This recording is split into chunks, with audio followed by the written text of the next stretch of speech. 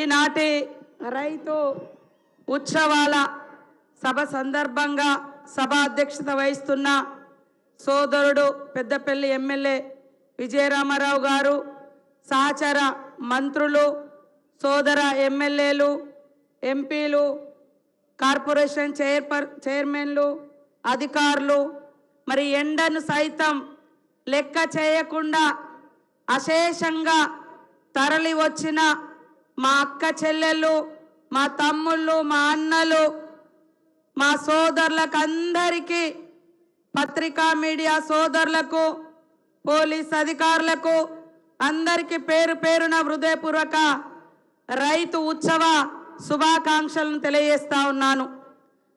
99 రోజుల ప్రజాపాలన కార్యక్రమంలో భాగంగా ఈరోజు సీఎం రేవంత్ రెడ్డి గారు ఈ యొక్క రైతు ఉత్సవాలను ప్రారంభించడం కోసం మరి మంత్రి నియోజకవర్గంలో గౌరవ పెద్దలు సహచార మంత్రివర్యులు శ్రీధర్ బాబు గారి నాయకత్వంలో జరుగుతున్నటువంటి ఈ సమావేశానికి వస్తున్న సందర్భంగా వారికి ప్రత్యేక ఆహ్వానం, శుభాకాంక్షలను తెలియజేస్తా ఉన్నాను. ఈరోజు మా అక్కలు చాలామంది వచ్చిండ్రు. ఈ ప్రభుత్వం పేదల ప్రభుత్వం, రైతుల ప్రభుత్వం, యువజనుల ప్రభుత్వం, మహిళల ప్రభుత్వం, అట్టడుగు వర్గాల ఎస్సీ, ఎస్టీ, బీసీ, మైనార్టీ వర్గాల ప్రభుత్వం. అందుకనే ఎప్పుడు కూడా సంక్షేమాన్ని ముందుకు తీసుకెళ్తూ ఒక దిక్కు అభివృద్ధి, ఒక దిక్కు సంక్షేమం, ఈ రెండు కార్యక్రమాలను ముందుకు తీసుకెళ్తున్నాం.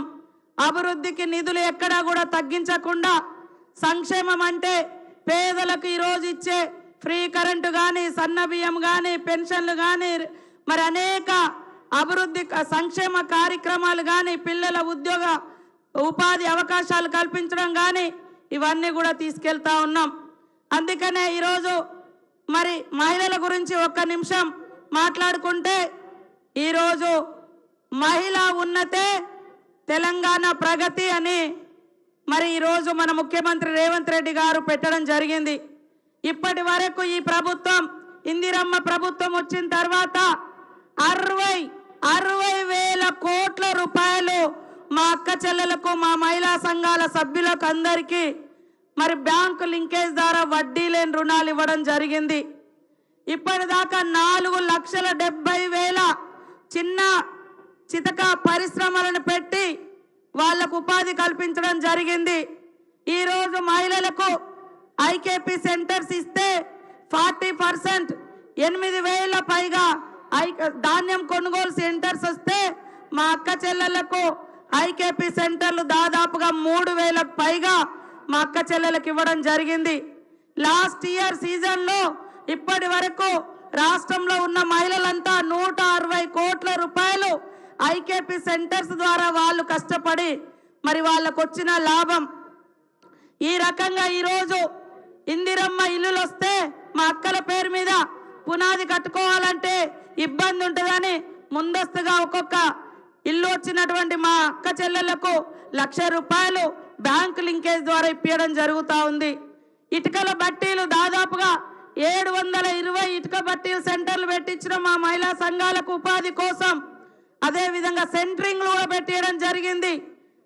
అదేవిధంగా పెట్రోల్ బంకులు, మరి వాళ్ళ కుట్టు మిషన్లు, బట్టలు కుట్టే పని, ఇవన్నీ కూడా ఈరోజు మహిళా సంఘాలకు ఇచ్చి 1 కోటి మంది మహిళల్ని కోటీశ్వర్లను చేయాలనేటువంటి సంకల్పంతో ఈ ప్రభుత్వం, ఇందిరమ్మ ప్రభుత్వం, రేవంత్ రెడ్డి గారి ప్రభుత్వం ముందుకెళ్తా ఉంది. ఇవాళ మేము 1 కోటి మంది మహిళల్ని కోటీశ్వర్లను చేస్తామంటే పాపము ఓర్వలేక మరి కళ్ళల్లో నిప్పులు పోసుకుంటా ఉన్నారు. బస్ ఫ్రీ పెడితే ఓర్వరు, వడ్డీ లేని రుణాలు ఇస్తే ఓర్వరు, మహిళలు బయటకు వస్తే ఓర్వరు. ఇన్ని రకాలుగా బీజేపీ బీఆర్ఎస్ ప్రభుత్వము తప్పుడు కూతలతోటి మహిళల్ని వంటింటికే పరిమితం చేయాలన్నటువంటి కుట్ర చేస్తా ఉన్నారు. పిల్లల్ని చూసుకుంటూ, కుటుంబాన్ని చూసుకుంటూ ఈరోజు సమాజంలో సగభాగంగా మహిళలు ముందుకు వస్తూ ఉన్నారు. నిన్న మొన్న పార్లమెంటులో మహిళా ముసుగేసుకొని మరి వాళ్ళ డీలిమిటేషన్, నియోజకవర్గాల పెంపు, విభజన అనే పేరుతోటి బీజేపీ కొత్త నాటకానికి తెరలేపింది. మరి 2023లో సెప్టెంబర్ 21 నాడు ఇదే మహిళా బిల్లు పార్లమెంటు రాజ్యసభలో ఆమోదం పొందింది. ఆ రోజు ఏమన్నారు బీజేపీ నాయకులు? డిలిమిటేషన్ అయిన తర్వాత, ఇప్పుడు జనాభా లెక్కలు అవుతున్నాయి, అయిన తర్వాత ఈ బిల్లును అమల్లోకి తెస్తామని చెప్పి మళ్ళీ దొడ్డిదారిన డిలిమిటేషన్ కు మహిళా ముసుగేసుకొని ఇవాళ మనలాంటి రాష్ట్రాలకు అన్యాయం చేయాలని మరి మహిళల పేరు మీద వచ్చిర్రు. మహిళా పార్టీ ఈరోజు కాంగ్రెస్ పార్టీ మహిళలను దేశ ప్రధానులుగా, మొదటి రాష్ట్రపతులుగా, మొదటి మహిళా స్పీకర్గా, మొదటి మహిళా ముఖ్యమంత్రులుగా, మొదటి మహిళా గవర్నర్లను చేసింది కాంగ్రెస్ ప్రభుత్వం, కాంగ్రెస్ పార్టీ.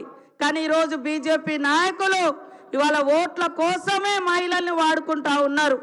కానీ కాంగ్రెస్ ప్రభుత్వం మహిళల ఉన్నతి కోసం, మహిళల అభివృద్ధి కోసం ఇవాళ బీజేపీ ప్రభుత్వం కార్పొరేట్ కంపెనీల కోసం 16 లక్షల కోట్ల మాఫీ చేస్తే ఈ ప్రభుత్వం రైతన్న కోసం 21,000 కోట్లు మాఫీ చేసింది. మరి 60 కోట్ల రూపాయలు, 60,000 కోట్ల రూపాయలు మా మహిళా సంఘాలకు వడ్డీ లేని రుణాలు ఇచ్చిండ్రు. మా మహిళలు ఎవరైనా చనిపోతే 10 లక్షల వరకు యాక్సిడెంటల్ ఇన్సూరెన్స్ పెట్టడం జరిగింది. ఎవరైనా లోన్ తీసుకొని చనిపోతే 2 లక్షల వరకు మాఫీ పెట్టడం జరిగింది మహిళలది. ఇది మహిళా ఉన్నతి ప్రభుత్వం, మహిళా అభ్యున్నతి కోరుకునే ప్రభుత్వం, రైతుల ప్రభుత్వం. ఇవాళ రైతు సంక్షేమం కోసం మొన్ననే మన ప్రభుత్వం ఈ రాష్ట్రంలో రేషన్ కార్డు ఉన్న ప్రతి ఒక్కరికి ఏ రకంగా చనిపోయినా ఆ కుటుంబ సభ్యులకు 5 లక్షల వరకు మరి జీవిత బీమా పెట్టడం జరిగింది. ఇది పేదల్ని ఆదుకునే తీరు. కాబట్టి ఈరోజు ఇక్కడికి వచ్చిన మా అక్క చెల్లెలందరూ కూడా ఈ యొక్క ఇందిరమ్మ ప్రభుత్వాన్ని ఆశీర్వదించాలని, మా రైతన్నల మీద కూడా ఈ రోజు వరకు ఈ ప్రభుత్వం వచ్చిన కాడ నుంచి రైతు రుణమాఫీ కావచ్చు, అదే విధంగా పాడి బోనస్ కావచ్చు, మరి ఇంకా రైతు భరోసా కావచ్చు, ఈ పేరు మీద 1,00,000 కోట్ల రూపాయలు రైతన్నల ఖాతాల్లోకి మరి వేయడం జరిగింది. కాబట్టి ఆలోచించండి, ఈరోజు ఏ ప్రభుత్వం ప్రజా సంక్షేమం కోసం పనిచేస్తుంది. ఇవాళ 10 ఏళ్ళు ఉద్యమాలు చేసి తెలంగాణ తెచ్చుకుంటే వాళ్ళ 10 సంవత్సరాలలో వచ్చినటువంటి ఉద్యోగాలు 70-80 వేలు. మరి సంవత్సరం 4 కాలంలోనే దాదాపుగా 70,000 ఉద్యోగాలు ఇచ్చినటువంటి ఘనత రేవంత్ రెడ్డి ప్రభుత్వంది. యువత కూడా ఆలోచించాలి, మహిళలు ఆలోచించాలి. ఈరోజు కొత్తగా వచ్చిన అప్పుల పాలై ఉన్న ఈ రాష్ట్రంలో మరి ప్రజల్ని ఆదుకోవడమే, రైతుల పక్షాన ఉండడమే, మహిళల పక్షాన ఉండడమే మా ధ్యేయంగా మేము పనిచేస్తూ ఉన్నాం. అందుకనే ఈరోజు కొంతమంది మరి ఫిరాయింపులను వ్యతిరేకించినట్టుగా నటిస్తూ ఉన్నారు. ఈ రాష్ట్రంలో అత్యధికంగా పార్టీ ఫిరాయింపులను ప్రోత్సహించినటువంటి నాయకుడు, ఫిరాయింపులకు పితామహుడే కేసీఆర్ గారు. మళ్ళీ ఇవాళ బయటకు వచ్చింది కూడా ఏ సమస్య మీదనో, ఏ రైతుల కోసమో, ఏ మహిళల కోసమో వచ్చి సభ పెట్టడం లేదు. ఫిరాయించిన వ్యక్తి ఎమ్మెల్యేను వ్యతిరేకిస్తూ ఇంకొక ఫిరాయింపు మీటింగ్ కోసం వచ్చిర్రు. ఇక అది అక్కడ పక్కనే అసెంబ్లీ ఉంటుంది ఇంటికి దగ్గర, కానీ అసెంబ్లీకి వస్తలేరు పెద్దలు.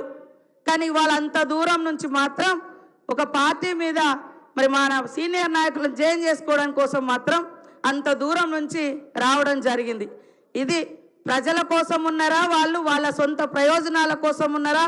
ఒక్కసారి ఆలోచించాల్సిందిగా కోరుతూ ఇక్కడికి వచ్చిన అక్క చెల్లెలకు, పెద్దలకు అందరికీ కూడా పేరు పేరున రైతన్నలకు వందనాలు, శుభాభివందనాలు తెలియజేస్తూ మా మహిళా సంఘం సభ్యురాళ్లతోటి, మా వీవోలతోటి, మా మహిళా సంఘాల లీడర్లతోటి తొందరలోనే మేధో మదనం పెట్టి వాళ్ళకి ఇంకేం సమస్యలు ఉన్నాయో తొందరలోనే అవన్నీ ఐడెంటిఫై చేసి ముఖ్యమంత్రి గారి ఆలోచనతోటి మీకు తప్పకుండా సంపూర్ణంగా అన్ని రకాలుగా ఈ ప్రభుత్వం అండదండగా ఉంటుందని తెలియజేస్తూ నమస్కారాలు, ధన్యవాదాలు.